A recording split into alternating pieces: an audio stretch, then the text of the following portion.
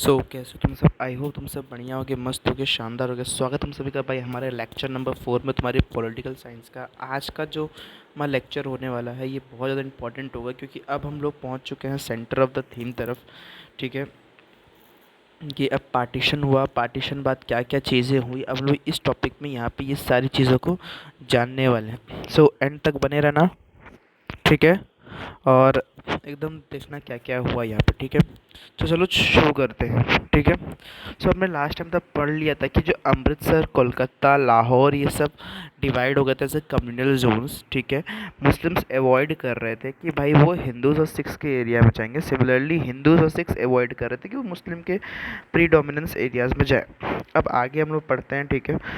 Forced to abandon their homes, move across border, people went through immense sufferings।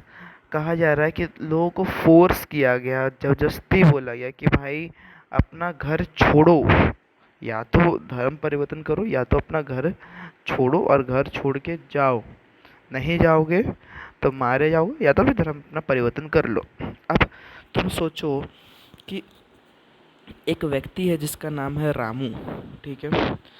अब रामू नाम का व्यक्ति, मान लो वो रह रहा है, ठीक है, एक एरिया में, ठीक है। मान लेते हैं कि वो पाकिस्तान में कहीं रह रहा है और वो रहते, समझ लो वो सिंध तरफ रहता है, ठीक है। अब रामू के पापा वहीं रहे, उसके दादा वहीं रहे, उसके परदादा वहीं रहे, उसके पूरे पूर्वज वहीं रहे। अचानक से पार्टीशन हुआ। रामू के पास दो ऑप्शन, या तो भाई वो इधर ही रहे, डर डर के जिए, एकदम डरे पूरा पूरी, या फिर वो क्या करे, वो सिंपली यहाँ से चल जाए भारत की तरफ। अब तुम सोचो कि रामू यहाँ से भारत कैसे जाएगा, क्योंकि जब उसका पूरा फैमिली यहीं पे, उसका पूरा बिजनेस यहीं पे, उसका पूरा कारोबार सब यहीं पे, उसका पूरी ज़मीन जायदाद सब यहीं पर है। तो ये बहुत ज़्यादा मुश्किल है भाई। और वो ढंग से पहुंच पाएगा नहीं पहुंच पाएगा ये भी कौन जानता है। हुँ? तो ऐसा एक सीन हो गया था जहाँ पे लोगों को पता नहीं था कि यार वो पहुंच पाएंगे नहीं पहुंच पाएंगे, क्या होगा उनके साथ क्या नहीं होगा, कोई कुछ नहीं जानता, किसी को नहीं पता। The minorities on the both sides of the border fled their home and often secured temporary shelter in refugee camps। हालांकि रिफ्यूजी कैंप्स बनाए गए थे, ठीक है। अब देखो जो माइनॉरिटीज़ थी, मतलब जो भाई जिनकी कम आबादी थी, दो बॉर्डर के दोनों साइड तरफ, ठीक है, ठीक है। वो अब क्या करते हैं, फेल्ड करते हैं अपने होम को, मतलब अपना घर को वो छोड़ते हैं, आगे बढ़ते हैं। उनको as a temporary refugee shelter में रखा गया, ठीक है। They often found unhelpful local administration police in what was still recently their own country. अपने खुद के ही देश में, जो उनका खुद का ही एक राज्य था, जो खुद का उनका पार्ट था, वहाँ की लोकल पुलिस पुलिस जो थी, जो सरकार थी, उनसे वो अनहेल्पफुल हुए। अनहेल्पफुल मतलब कि भाई वो उनको साथ ही नहीं दे पा रहे थे, उनको मदद ही नहीं कर पा रहे थे, हेल्प ही नहीं कर पा रहे थे उनकी। They travel to other side of the new border by all sorts of means, often by foot. बहुत सारे लोग यहाँ से वहाँ ट्रैवल किए, ठीक है। जो मिला, घोड़ा गाड़ी हुआ उससे चल गए, गाड़ी से हुआ उससे चल गए गए, जिससे हुआ उससे गए। लेकिन बात पता है फिर ये हो गई कि यार न, कैसे कैसे जाएंगे, क्या करेंगे, ये किसी को लोगों को पता ही नहीं था, ये कुछ नहीं था। बहुत सारे लोग बिछड़ भी गए गए बहुत से लोग पैदल ही चले। Even during this journey they were often attack, kill और rape. Thousands of women were abducted. They were made to convert to the religion of the क्या है, हाँ, adopter and were forced into marriage। अब तुम सोचो यहाँ पर कितना ये बुरा बात है, मतलब कितना एक अजीब सा चीज़ है कि यार एक तो लोग को अपना घर छोड़ना पड़ रहा है, जहाँ उनका पूरा जीवन रहा है, वहाँ पे उनको अपना सॉरी, वहाँ से उनको अपना घर छोड़ के एक दूसरी जगह जाना पड़ रहा है, एक ऐसी जगह जाना पड़ रहा है जहाँ पर भाई ना ये पता है कि कैसे रहा जाएगा, ना इनको ये पता है कि भाई ये कब तक रह पाएंगे, उनको ये भी नहीं पता कि वहाँ जाने का रास्ता क्या है। तो एक नया ही सेरा है इनके लिए। और भाई इनके बीच में इतनी सारा टेंशन्स उनको यहाँ पे देखने को मिल रही है। थाउजेंड्स ऑफ वुमेन्स को किल किया गया, रेप किया गया, लोग बिछड़ गए, हम्म, बहुत से लोग अटैक हुआ इनके ऊपर, पर उनका धर्म परिवर्तन कराया गया। तो भाई ये सारी चीज़ें हमें देखने को मिली। They were made to convert the religion of the adapter and were force into marriage. उनका धर्म चेंज कराया गया, उनको जबरदस्ती शादी कराई गई। तो ये तुम सोचोगे तो तुमको समझ में आएगा कि भाई देखो, सिर्फ एक पार्टीशन, एक बाउंड्री लाइन नहीं थी, ये एक डाइवर्जन ऑफ हर्ट्स था, ये एक पेनफुल प्रोसेस था, ये एक पेनफुल टाइम था। आज हम लोग पढ़ लेते हैं कि हाँ यार इंडिया पाकिस्तान का पार्टीशन हुआ, ये तुम शुक्र मनाओ कि तुम्हारा मेरा उस टाइम जन्म नहीं हुआ, क्योंकि इंडिया पाकिस्तान का पार्टीशन कोई इजी पार्टीशन नहीं था। बहुत लोग की जान गई, बहुत लोग मरे थे, बहुत ज़्यादा दिक्कत का हमें यहाँ पे सामना करना पड़ा। तो ये कोई एक इजी बात नहीं थी। In many cases, women were killed by their own family members to preserve the family honor. बहुत सारी केसेस के अंदर तो जो वुमेन थी उनको खुद ही उनके फैमिली मेम्बर्स के द्वारा मार दिया जा रहा था, ताकि वह अपना फैमिली ऑनर बचा सके, अपना फैमिली ऑनर जो है उनका वो मेंटेन रह सके। Okay. Many children were separated from their parents. Those who did manage to cross the border found that they had no home. For lakhs of these refugees, that country freedom meant life in refugee camps for months and sometimes for years. अब यहाँ पे attack हो रहा है, rape हो रहा है, किल हो रहा है, फोर्स मैरिज हो रहा है, इतनी सारी चीज़ें हो रही है। बहुत सारे बच्चे अपने माता पिता से बिछड़ गए, लेकिन खैर जो लोग मैनेज कर पाए, जो लोग जा पाए उनको भी एक दिक्कत। वो जैसे बॉर्डर पार करके पहुँचे, उनका वहाँ पे कुछ नहीं था, कुछ भी उनके लिए नहीं था। उनको वहाँ पे स्टेब्लिश होना, वहाँ पे रहना, कैसे रहेंगे, क्या करेंगे, ये सारी चीज़ें थी। कैसे ही वहाँ पे रह पाएंगे, क्या होगा। कभी कभी तो भाई ऐसा सिचुएशन था उनके लिए कि उनको लग रहा था यार, आँख से उनके आंसू आ जाते थे, तो कि अरे क्या हो गया। लैक्स ऑफ रेफ्यूजीज जो थी भाई उनकी कंट्री की, भाई वो यहाँ पर रेफ्यूजी कैंप में थी दोनों साइड तरफ। कभी कभी तो महीनों और सालों तक भाई यहाँ पर तुम कह सकते हो कि रेफ्यूजी कैंप पे हमें देखने को मिलते थे। ये तुम देख सकते हो, ठीक है। यहाँ पर गांधी जी भाई जा रहे हैं, ठीक है, जो रिफ्यूजीज़ आए हैं उनसे मिलने के लिए। Writers, poets and filmmakers in India and Pakistan have expressed the ruthlessness of the killings and the sufferings of the displacement and the violence in their novels, short stories, poems and films. अब जो writers थे, ठीक है, जो poets थे, जो film makers थे India में और पाकिस्तान में, उन्होंने भाई ये सारी कहानी को दिखाई, अपनी फीलिंग्स को जाहिर किया, जो सफरिंग यहाँ पे हो रहा था डिस्प्लेसमेंट के कारण, वो बताई। नॉवेल्स के अंदर, शॉर्ट स्टोरीज़ के अंदर, पोएम्स के अंदर, फिल्म्स के अंदर दिखाई। While recounting the trauma of partition, they have often use the phase the phrase that the survivors themselves used to describe the partition as a division of hurts. कहा जा रहा है कि जब वो यहाँ पे रिकाउंटिंग करते थे, यहाँ पे जो ट्रॉमा हुआ था पार्टीशन का, वो एक फेज़ में एक वर्ड यूज़ करते जो था तुम्हारा सर्वाइवर्स। वो ये डिस्क्राइब करते थे कि हाँ भाई इतना बड़ा पार्टीशन में हम लोग यहाँ पे निकले, हम लोग बहुत ही बच के निकले भाई, वहाँ से आए, ये एक वर्ड वो यहाँ पर डिस्क्राइब करते थे। The partition was not merely the division of properties and liabilities and assets, or a political division of a country and the administrative apparatus. What also got divided were the financial assets and things like table, chairs, typewriters, paper clips, books and musical instruments of the police band.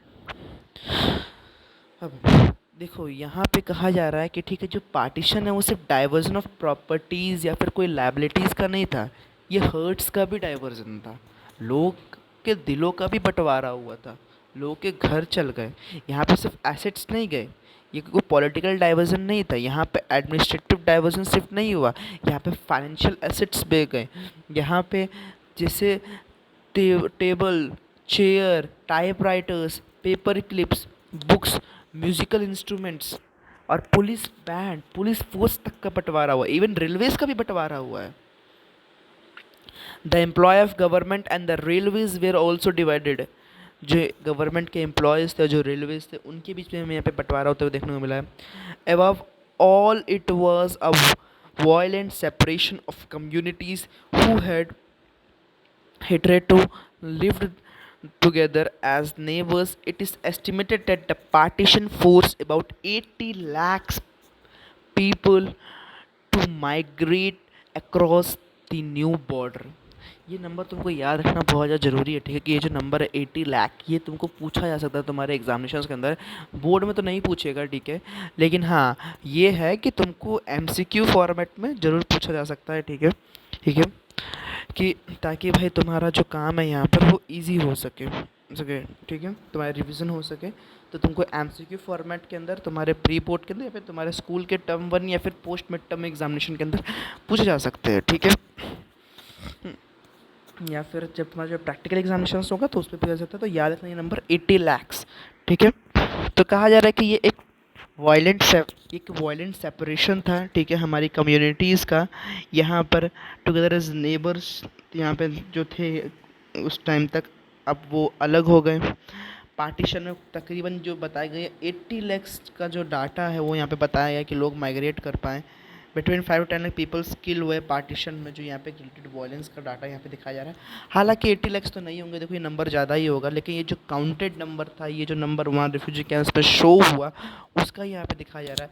निकले तो बहुत सारे लोग होंगे, पर बहुत से लोग की बहुत जगह हत्या हुई, बहुत से लोग गुम हो गए होंगे, बहुत से लोग कहीं और चल गए होंगे। तो बात ये होगी। अब beyond the administrative concerns and the financial strains, however, the partition posed another deeper issue. अब कहा जा रहा है कि देखो, एडमिनिस्ट्रेटिव कंसर्न्स और फाइनेंशियल स्ट्रेंस को हटाएं तो पार्टीशन यहाँ पे एक और डीपर इशू लाता है। The leader of Indian national struggles did not believe the two nation theory. अब देखो जो लीडर्स थे यहाँ पे, जैसे तुम्हारे श्री पंडित जवाहरलाल नेहरू हो गए, फिर तुम्हारे सरदार वल्लभ भाई पटेल हो गए, ठीक है, तो ये सब जो लीडर्स थे, महात्मा गांधी हो गए, ठीक है, ठीक है, सुभाष चंद्र बोस हो गए, तो ये सब लीडर्स जो थे हमारे, ठीक है, ये बिलीव नहीं करते थे, ये बोलते थे भाई कि पार्टीशन क्यों हो रहा है।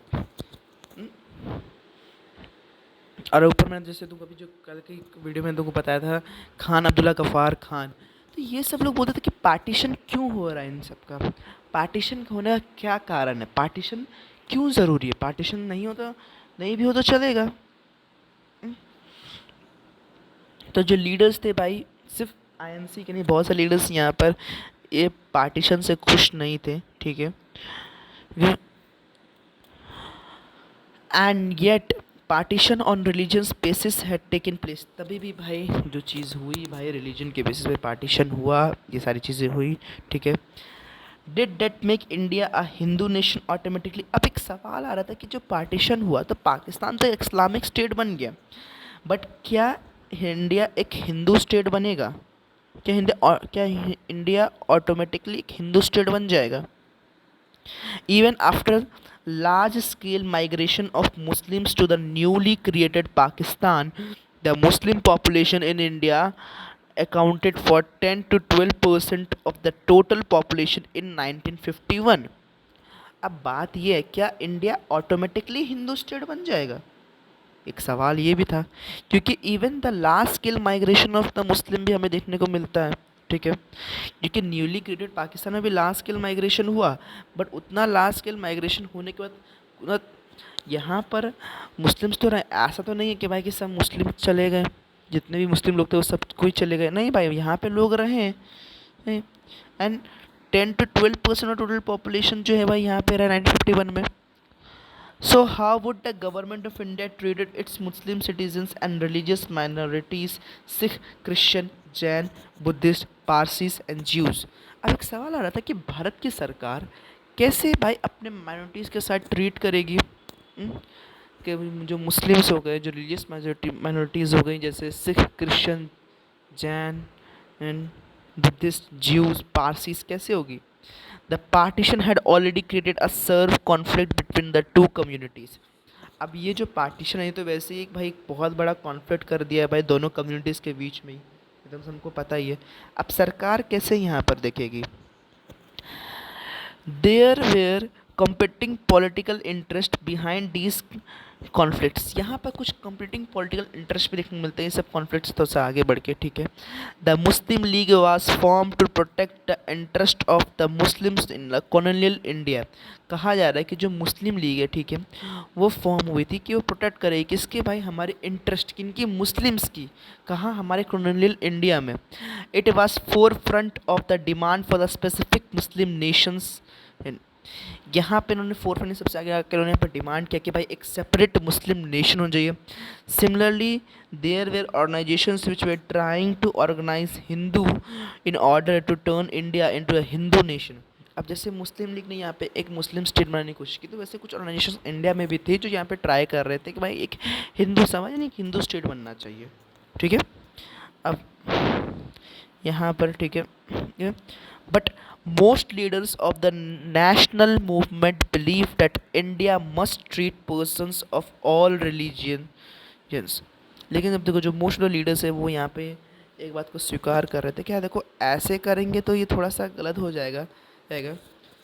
हमें यहाँ पर एक काम करना चाहिए, हमारे जितने भी लोग हैं उनको भाई एक तरह से, मतलब एक ही तरह से मानना चाहिए, ये नहीं कि अलग अलग करके नहीं मानना चाहिए, सही है। सबका हक मिलना चाहिए। ये गांधी जी के ऊपर पूरी एक नोट है जो दिखाया जा रहा है। महात्मा गांधी का सेक्रीफाइस, कि महात्मा गांधी जब देश आज़ाद हुआ था तो महात्मा गांधी नहीं थे कांग्रेस के उस खुशी के अवसर में। महात्मा गांधी यहाँ पे बताया जा रहा है कि इस टॉपिक में मैं समझ बताता हूँ कि वो बताया जा रहा है कि महात्मा गांधी लाहौर और अमृतसर, दिल्ली, कोलकाता, ये सब एरिया के विज़िट में थे, जहाँ पर महात्मा गांधी देख रहे थे कि भाई ऐसा कुछ हो ना।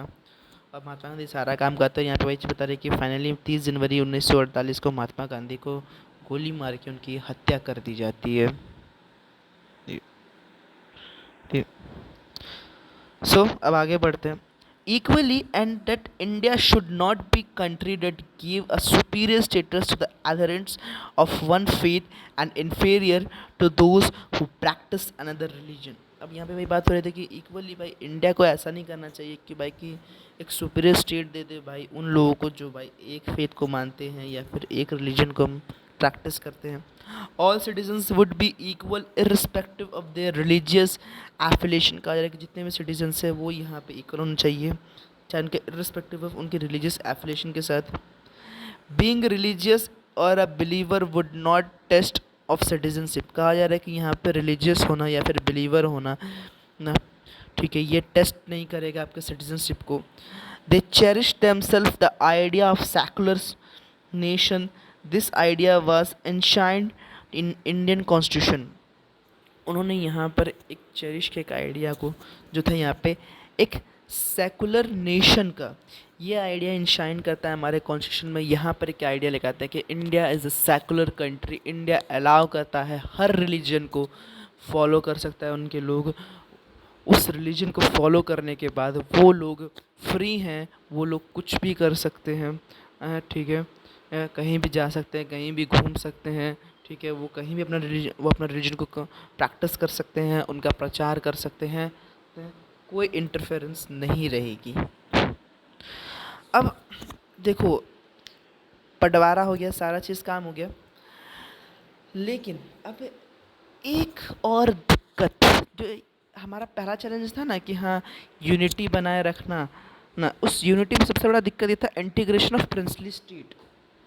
अब देखो क्या हुआ ना कि जब इंडिया आज़ाद हुआ तो ब्रिटिशर्स ने भाई देखो यहाँ पर ऐसा नहीं किया कि हाँ चलो इंडिया आज़ाद हो गया अब चलो यार जाते हैं छोड़ देते, नहीं, इन्होंने बोला जाते जाते भी इनको तबाह करेंगे, और जाते इन्होंने उनको तबाह किया। ये जब आज़ाद हुए तो जितने भी प्रिंसली स्टेट्स थे उन्होंने क्या बोला कि हाँ सुनो, तुम सबको 3 चांस दे रहे हैं, मतलब 3 मौका है, 3 में से कोई एक चूज़ करो। पहला, या तो भाई इंडिया साथ इमर्ज हो जाओ, दूसरा या तो पाकिस्तान साथ इमर्ज हो जाओ, तीसरा या तो भाई अपना खुद का एक सेपरेट नेशन बना दो। ये बात ब्रिटिशर्स ने बोली थी हर प्रिंसली स्टेट्स को।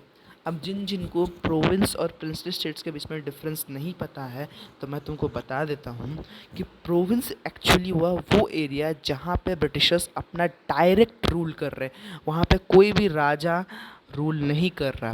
प्रिंसली स्टेट्स मतलब हुआ हमारा वो एरिया जहाँ पे ब्रिटिशर्स डायरेक्ट रूल नहीं कर रहे, वहाँ पे राजा रूल कर रहा है, लेकिन ओवर द मेजर कंट्रोल वहाँ पे ब्रिटिशर्स का है। ठीक है, राजा जो है यहाँ पे, जो पर्टिकुलर किंग जो है, वो भाई उस एरिया की इंटरनल बाउंड्री जो है, ठीक है, जो इंटरनल टेंशन्स है उसको देख रहा है, उसकी एक्सटर्नल टेंशन्स को नहीं देख रहा है। ये होते हैं हमारे प्रिंसली स्टेट्स। ठीक है, अब इंटीग्रेशन ऑफ प्रिंसली स्टेट्स। अब ब्रिटिश आज़ाद है तो भाई मैं तुमको बताया कि उनको भाई 3 चॉइसेस थी। अब आवाज़ें आने लगी, लोग बोलने लगे कि हाँ भाई अब कौन यार, अब तो अलग होंगे, अब तो अलग तरीके से बनेंगे। बट भाई यहीं पे आते हैं हमारे Iron Man of India Shri Sardar Vallabhbhai Patel, जिन्होंने देश को पटने नहीं दिया, देश को टूटने नहीं दिया, देश को बिखरने नहीं दिया। 565 प्रिंसली स्टेट्स थे टोटल इंडिया में। प्रिंस सारे के सारे प्रिंसली स्टेट्स को मनाने की कोशिश की, कुछ पाकिस्तान पास गए, लेकिन मेजर प्रिंसली स्टेट्स इंडिया में माने। और आज हमारा इंडिया एज अ यूनाइटेड खड़ा है, क्योंकि वहाँ पर एक ही आदमी था जिसका नाम था श्री सरदार वल्लभ भाई पटेल। देखो, British India was divided into what where called the British Indian provinces and princely states. वैसे देखो, ब्रिटिश इंडिया डिवाइडेड तुम्हारे दो फॉर्म में, सिंपल सा बात है, एक तो प्रिंसली स्टेट्स हो गए, ठीक है, और एक हो गए तुम्हारे प्रोविंसेस। ठीक है, ब्रिटिश प्रोविंसेस और ब्रिटिश प्रिंसली स्टेट्स का आता था। प्रोविंसेस प्रिंसली स्टेट्स क्या हुई, मैंने तुमको यहाँ पे एक्सप्लेन यहाँ पे कर दिया है। The British Indian provinces were directly under the control of the British government. अब देखो, जो ब्रिटिश इंडियन प्रोविंसेस थे वो क्या थे, डायरेक्टली कंट्रोल थे अंडर किसके, ब्रिटिश गवर्नमेंट के। On the other hand several large and small states ruled by the princess called princely states. वहीं पे जो तुम्हारे लार्ज और स्मॉल स्टेट्स जो थे जिनको रूल किया जाता है बाय द प्रिंसेस के द्वारा, उसको यहाँ पे प्रिंसली स्टेट्स कहा जाता है। ठीक है, ये एंजॉय करता है हमारे एक form of control over the internal affairs as long as they accept करते हैं ब्रिटिश की सुप्रीमेसी को। हाँ, एक बात यहाँ पे था कि देखो, तुम ना इंटरनल अफेयर सब चीज़ यहाँ पे कर सकते हो, बट तुमको ब्रिटिश की सुप्रीमेसी को एक्सेप्ट करना होगा। ठीक है, तुम ब्रिटिश की सुप्रीमेसी को नेग्लेक्ट नहीं कर सकते, ब्रिटिश की सुप्रीमेसी तुमको एक्सेप्ट करनी होगी। ठीक है, princely states cover the 1/3 area of the land over the British India empire and out of 4 Indians live under princely states. अब जो प्रिंसली स्टेट्स थे, ठीक है, ये कवर करते हैं क्या, ये कवर करते हैं हमारे 1/3 ऑफ द लैंड को। मतलब तुम इस तरह से समझो, ठीक है, जैसे यहाँ पे आगे दिया हुआ है कि 4 आदमी खड़े हुए एक जगह, उन 4 में से जो एक आदमी होगा ना, वो क्या बोलते हैं, प्रिंसली स्टेट्स के अंदर रह रहा होगा। द प्रॉब्लम, अब इससे प्रॉब्लम क्या थी, just before independence it was announced by the British that with the end of their rule over India, paramount of the British crown over princely states would also lapse। अब यहाँ पे ये बोलते हैं कि देखो, जस्ट बिफोर इंडिपेंडेंस, आज़ादी से पहले, ठीक है, ब्रिटिशर्स बोलते हैं कि देखो अब हमारा शासन ख़त्म हो रहा है, अब हमारी सारी चीज़ें ख़त्म हो रही है, अब हम रूल नहीं करेंगे, तो हमारा जो रूलिंग था तुम पे वो ख़त्म हो जा रहा है। ठीक है, ये बोल के ये निकल सकते थे, सीधा बोल देते थे कि ख़त्म हो रहा, तुम जाओ जाके इंडिया में मिल जाओ। बट भाई इन्होंने बोला कि नहीं, हम तो ऐसे बोलेंगे नहीं, हम तो इंडिया को तंग करेंगे, और इन्होंने तंग किया। ये this mean that all these states and many S 565 in all would legally independent. इसका मतलब ये था कि ये जितने भी स्टेट्स हैं, से 565 प्रिंसली स्टेट्स, ये क्या होंगे, ये लीगली इंडिपेंडेंट हो जाएंगे। ये 565 का जो नंबर है, ठीक है, तुम लोग इसको याद जरूर रखना। ठीक है, ठीक है, कि जो नंबर है तुम्हारा 565, ठीक है, ये बहुत ज़्यादा इम्पोर्टेंट है तुम्हारे लिए। ठीक है, क्योंकि ये जो 565 का नंबर है, तुमसे ये तुम्हारे एग्जामिनेशन पूछा जाएगा, टर्म 1 एग्जामिनेशन में पूछा जाएगा। ठीक है, टर्म 1 एग्जामिनेशन के बाद तुम्हारे भाई पोस्ट मिड टर्म एग्जामिनेशन में पूछा जाएगा। ठीक है, फिर पोस्ट मिड टर्म एग्जामिनेशन के बाद फिर तुम्हारे ये प्रैक्टिकल्स के अंदर, तुम्हारे प्री बोर्ड के अंदर लिख के देता हूँ भाई, ये पूछा जाएगा। प्रैक्टिकल्स तो टीचर्स का ये फेवरेट क्वेश्चंस होता है। मैं बता रहा हूँ, मैंने जब प्रैक्टिकल दिया था तो भाई उस टाइम, ठीक है, मेरे दोस्त लोग थे, कम से कम हम लोग 30-34 लड़के होंगे, ठीक है, हम, हाँ 30 लड़के के होंगे, ठीक है, और आराम से 10-12 लड़कियाँ होंगी, ठीक है। हाँ तो हम लोग 42 स्टूडेंट्स कुछ अप्रॉक्सीमेटली थे, ठीक है। पॉलिटिकल साइंस का हम लोग का प्रैक्टिकल था, ठीक है। मेरा दोस्त था पीयूष, उसका नाम है, वो पहला था और मैं सेकंड था, ठीक है। हम लोग से यही क्वेश्चन पूछा गया, सबसे पहले उससे यही क्वेश्चन पूछा गया कितने नंबर प्रिंसेस सीट्स थे, मुझसे यही सवाल पूछा गया, मेरे बाद जो लोग आए उनसे भी यही सवाल पूछा गया। तो ये नंबर बहुत ज़्यादा भाई याद कर रखना, 565, ये पूछते ही पूछते हैं। और इवन बोर्ड में भी भाई ये मुझसे पूछा गया था, ये वाला MCQ के पॉइंटर्स में, कि how many number of princess states in India have. तो 565 याद रखना, और ये तुमको बहुत ज़्यादा काम भी आएगा, ठीक है, क्योंकि जब तुम कोई भी एग्ज़ाम की तैयारी करोगे तो भाई तुमको ये चीज़ रिमेंबर रहेगी। तो 565 का आंकड़ा बहुत ज़्यादा ज़रूरी है, इसको याद रखना, ठीक है। आगे बढ़ते हैं। All would become legally independent, सारे इंडिपेंडेंट बन जाएंगे। The British government took the view that all the states were free to join either India or Pakistan or remain independent if they so wish. The decision was left on the people, but to the princely rulers of these states. अब देखो, जो British government है वो यहाँ पे view करते हैं, ठीक है, इन स्टेट्स को, भाई बोलते हैं भाई सिंपल सी बात कहते हो, इंडिया का ज्वाइन करो, पाकिस्तान ज्वाइन करो, या फिर अपना फ्री हो, कुछ भी करना, कुछ भी करो, ठीक है। अब ये एक सीरियस प्रॉब्लम बन गया, ठीक है, क्योंकि ब्रिटिशर्स के लिए क्या है भाई, ब्रिटिशर्स को तो कोई दिक्कत वाला बात नहीं भाई, तो वो तो चल गए। This was a very serious problem and could even threaten the very existence of United India. अब ये एक सीरियस प्रॉब्लम, अब इंडिया की एग्जिस्टेंस पर तो बहुत ज़्यादा खतरा करेगा ये। The problem started very soon. First of all, the ruler of Travancore announces the state decided on an independent, the Nizam of Hyderabad, ठीक है, यहाँ तुम आगे देखना, ठीक है। The Nizam of Hyderabad made a similar announcement next day.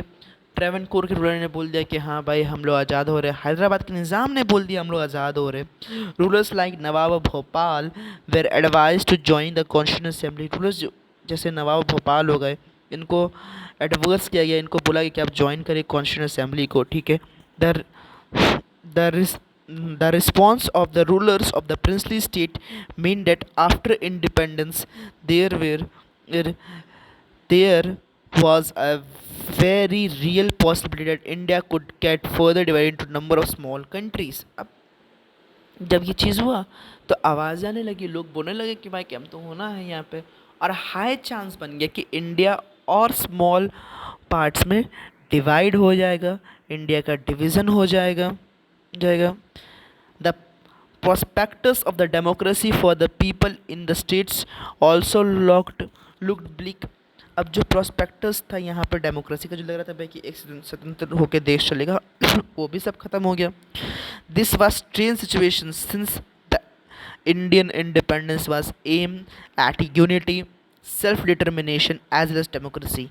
ये भाई तुम्हारा एक स्ट्रेंज सिचुएशन बन गया जहाँ पे इंडियन इंडिपेंडेंस एम करने लगा तुम्हारा यूनिटी की तरफ, ठीक है, सेल्फ डिटर्मिनेशन के ऊपर एज वेल एज डेमोक्रेसी के ऊपर। Most of the princely states जो थे और जो गवर्नमेंट्स थी वो यहाँ पे एक नॉन डेमोक्रेटिक मैनर में थी, ठीक है। रूलर्स अनविलिंग कर रहे थे और यहाँ पे डेमोक्रेटिक राइट्स दे रहे थे किसको, हमारे यहाँ पे सॉरी पॉपुलेशन को। ये मैप है, ठीक है, तुम ये मैप देख सकते हो इंडिया का, ठीक है, तो इसको छोटा कर देता हूँ यहाँ पे, हाँ ये मैप है, तुम मैप को देख सकते हो, ठीक है। तुम जब ये मैप को देख रहे हो तो भाई तुम्हारे सामने यहाँ पे नंबर शो हो रहा होगा, ठीक है, 565 प्रिंसली स्टेट्स हैं, ठीक है, ये पूरी मैप। अब तुमको इसमें जो येलो येलो जो दिख रहा है, ठीक है, ये है ब्रिटिश इंडिया का पार्ट, ये कितना कम ब्रिटिश इंडिया का पार्ट है, और जो ब्लू दिख रहा है वो तुम्हारे सब प्रिंसली स्टेट्स, ये सारे प्रिंसली स्टेट्स हैं। अब तुम सोचो कि कितना दिक्कत वाला बात होगा, ठीक है, कि मान लो मैं रहता हूँ, ठीक है, अजमेर में, और अजमेर से मेरे को अगर जाना हो, ठीक है, बिहार, तो भाई मैं जा ही नहीं पाऊँगा, मैं बिल्कुल भी नहीं जा पाऊँगा, क्योंकि भाई इतना बड़ा डाइवर्जन है भाई, एक कंट्री बन गई ना यहाँ पे। कैसे लगता है भाई कि कोई कहीं और कोई कहीं और, तो ये चीज़ कैसे सॉल्व होगी? ये चीज़ एक तरह से सॉल्व होती, एक यूनाइटेड मैन को आना था और वो आए, उन्होंने यहाँ पे काम किया। गवर्नमेंट का क्या अप्रोच है भाई, हम लोग इसको जानेंगे, ठीक है, कि गवर्नमेंट कैसे यहाँ पर अप्रोच करती है। The interim government took a firm stance against the possible division of India into small principalities of the different sizes. जो इंटरिम गवर्नमेंट थी, ठीक है, वो क्या कहते हैं, एक फर्म करते एक स्टांस लेते हैं, ठीक है, ये अगेंस्ट किसके, हमारे पॉसिबल डिवीज़न किसके, हमारे इंडिया के, कहाँ, हमारे स्मॉल प्रिंसिपलिटीज़ पे ऑफ डिफरेंट साइज पे, under the Mountbatten plan, ठीक है। माउंट बैटन प्लान के अंदर जो प्रिंसली स्टेट्स थे वो फ्री है कि वो ज्वाइन कर सकते हैं इंडिया या तो पाकिस्तान, या तो वो भाई खुद का एक देश बना दे। Sardar Patel was India's first deputy prime minister and the home minister during the crucial period immediately following the independence. Sardar Vallabhbhai Patel, अब देखो उस टाइम हमारा इलेक्शन कमीशन ऑफ इंडिया आया नहीं था भाई, कुछ स्टेब्लिश हुई नहीं थी, वो तो भाई 3 साल बाद आया। तो अभी तो देश को यूनिट रखना, तो भाई एक तो बनाना पड़ेगा ना सरकार, सरकार बनी, सरदार वल्लभ भाई पटेल यहाँ पे तुम्हारे डेप्यूटी प्राइम मिनिस्टर बने, ठीक है, कि उन्होंने चार्ज लिया यहाँ पे, ठीक है, और उन्होंने यहाँ पे क्रूशियल रोल प्ले किया। He played a historic role in negotiating with the rulers of the princely states firmly but diplomatically and bringing most of them into the Indian union. उन्होंने बहुत ज़्यादा क्रूशियल रोल प्ले किया भाई, सारे देश को यहाँ पे एक आशा दी कि हाँ भाई हम लोग यूनाइट है, हम लोग एक साथ आएंगे भाई, सब चीज़ करेंगे। उन्होंने यहाँ पर फर्मली और डिप्लोमेटिकली बात की, ठीक है, और सबको एक साथ किया। क्या, it may look easy now but it was very complicated task which required a skillful prosecution. भाई तुमको ये इजी लग रहा होगा बट हाँ ये इतना इजी था नहीं, ठीक है। 1 साल के अंदर हमने जो पूरी यहाँ पे देश को जो एकदम कर दिया ना, है ना, तुमको लग रहा है ये इजी नहीं था।